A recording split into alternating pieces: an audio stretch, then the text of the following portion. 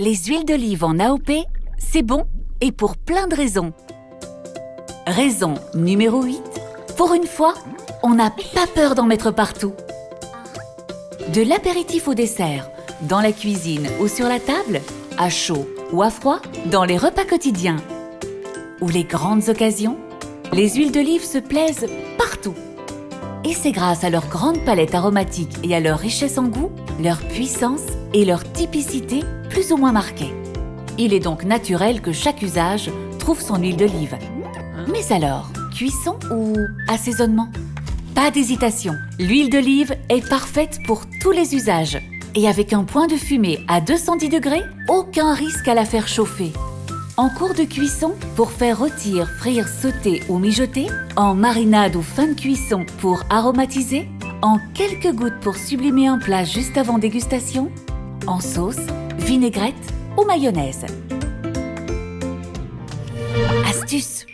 On profitera au maximum des saveurs des huiles AOP à froid ou en les ajoutant en fin de cuisson.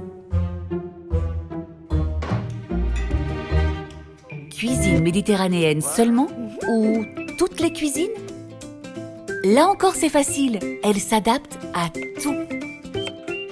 De la ratatouille au bretzel, en passant par le wok thai, les brochettes japonaises, la kefta, le ceviche et autres tacos mexicains, le tout est de trouver le bon accord mets et huile d'olive. Astuce! La maîtrise de l'accord de la bonne huile d'olive avec le bon plat vient avec l'entraînement. Ce faisant, il faut toujours penser à équilibrer le goût de l'huile et celui du plat préparé. Salé ou sucré? L'huile d'olive s'utilise habituellement dans des plats salés, mais elle est aussi très intéressante dans des desserts sucrés, à la place des matières grasses ou comme un complément de saveur. Dans les pâtisseries, elle donne plus de moelleux et de légèreté. Astuce, pour donner de l'intensité à vos desserts au chocolat, utilisez une huile au goût à l'ancienne, olive maturée, telle que les AOP Vallée des Baux-de-Provence, de Provence ou d'Aix-en-Provence. Légumes ou féculents? Les deux.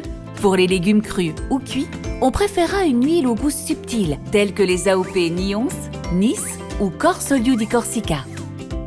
Pour les féculents, une huile au goût intense ou au goût à l'ancienne relèvera le tout. Astuce, juste un filet avant de servir, c'est encore meilleur et plus diététique. Viande ou poisson?